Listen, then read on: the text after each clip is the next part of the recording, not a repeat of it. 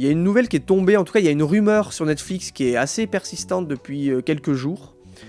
Il semblerait que Netflix soit très intéressé par le fait de racheter la Warner. Alors, c'est pas du tout officiel, ce sont des... Pas une théorie, mais en tout cas c'est une info qui circule, ça serait possible. Le souci par rapport à ça, c'est ce que je disais tout à l'heure, c'est que Netflix, ils sont complètement réfractaires à la salle, et qu'aujourd'hui, Warner, c'est un des derniers studios à Hollywood qui met encore en avant les auteurs du cinéma en salle de cinéma. Donc le souci, c'est que si Netflix rachète Warner, autant vous dire que pour la salle de cinéma, ça va faire extrêmement mal. Warner a énormément contribué au succès de la salle de cinéma et du cinéma en général, depuis ces 2 dernières années, ce qui n'était pas gagné parce qu'il y a une époque où Warner c'était pas dingue. Je sais que post-Covid, ils sortaient leurs films en même temps sur leur plateforme de streaming et au cinéma, c'était n'importe quoi. Mais là, depuis 2 ans, il y a un truc qui s'est passé et franchement, et je vais vous dire pourquoi, parce que on a l'exemple de Sinners par exemple. Sinners qui est réalisé par Ryan Coogler, je sais pas si vous l'avez vu, qui est sorti cette année. Sinners, c'est un film qui ne fait pas partie d'une franchise, donc c'est un film non franchisé. C'est une histoire originale. Et pourtant, c'est un film qui a fait plus de 280 millions de dollars dans le monde, donc pour un budget de, je crois que 50 millions, une connerie comme ça. Donc c'est un succès énorme par rapport à ce que c'est, donc c'est-à-dire un film qui sort de nulle part, qui sort hors saison, qui est interdit au moins de 16 ans aux États-Unis.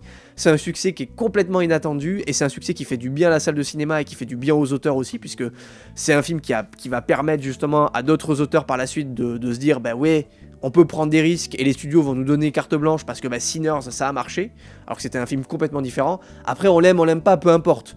Le succès de Sinners fait du bien au cinéma et c'est ça qui compte, quoi. Il y a un mec du coup qui s'appelle Mike DeLuca, donc qui a été embauché par Warner en janvier 2022 et qui est le coprésident et le CEO de la branche cinéma de Warner Bros. Il oscille entre cinéma d'auteur et cinéma grand public. Et c'est exactement ce qu'il faut faire, je trouve, pour un grand studio Hollywood. Et donc c'est ce mec-là qui a signé, par exemple, la suite de Dune en 2024, c'est ce mec-là qui a signé le Trap de Shyamalan, c'est ce mec-là qui a signé Joker Folie à 2, même si pour le coup Joker Folie à 2 c'était probable qu'il sorte quoi qu'il arrive parce que le 1 avait cartonné, mais ça reste un film d'auteur.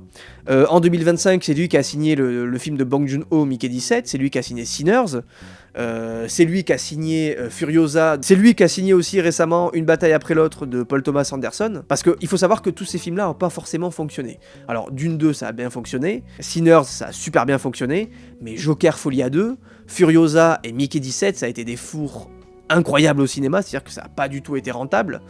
Et ça a failli coûter du coup son poste à ce fameux Mike DeLuca du coup, qui est, je le rappelle encore une fois, un des derniers exécutifs à Hollywood qui se soucie réellement de ce qu'est le cinéma d'auteur, et ça en est la preuve.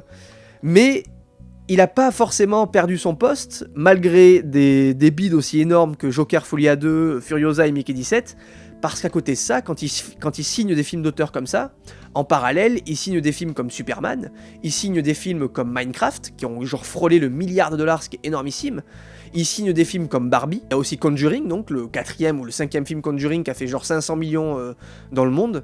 Et donc en fait, il est assez malin pour se dire, je vais signer des gros hits au cinéma et des films qui sont pour tout le monde, c'est-à-dire Minecraft, des films qui volent pas haut mais qui au moins rapportent du pognon à la Warner, pour dire derrière, avec ce pognon-là, je vais le redistribuer aux auteurs qui méritent de réaliser un film, comme Paul Thomas Anderson, comme Bong Joon-ho, comme même Todd Phillips, pourquoi pas. Et donc voilà, on a vraiment depuis 2 ans un studio qui se soucie en fait de la salle, et grâce à ce gars-là, qui est le CEO de Warner, la branche ciné de Warner, et qui est assez malin pour se dire, je vais sortir Minecraft parce que c'est un film à la con mais il va faire 1 milliard, et à côté je vais sortir Une bataille après l'autre de Paul Thomas Anderson, parce que c'est un putain d'auteur qui mérite son film au cinéma. Il faut que Warner reste un studio indépendant, et je pense qu'il a les moyens de rester un studio indépendant. Il y a DC qui arrive et qui va faire des beaux scores, je pense. Après on en pense qu'on veut, moi Superman ça m'a pas plu, tout ça, mais au moins ça fonctionne et ça va rapporter du pognon à des studios qui sont là depuis plus de 100 ans et qui font encore du cinéma dans les salles de cinéma, quoi. C'est surtout ça qui est important. Oui, alors Netflix va complètement tuer Warner, mais surtout Netflix va tuer la salle de cinéma si ça arrive, parce qu'on l'a vu. Si encore tu me dis Apple TV veut acquérir la Warner. Bon, Apple TV, déjà, ils sont un peu plus ouverts à la salle, ils sont ouverts aux auteurs, ils laissent faire les gens, ils laissent faire les artistes. Genre The Batman 2, par exemple, ce genre de truc.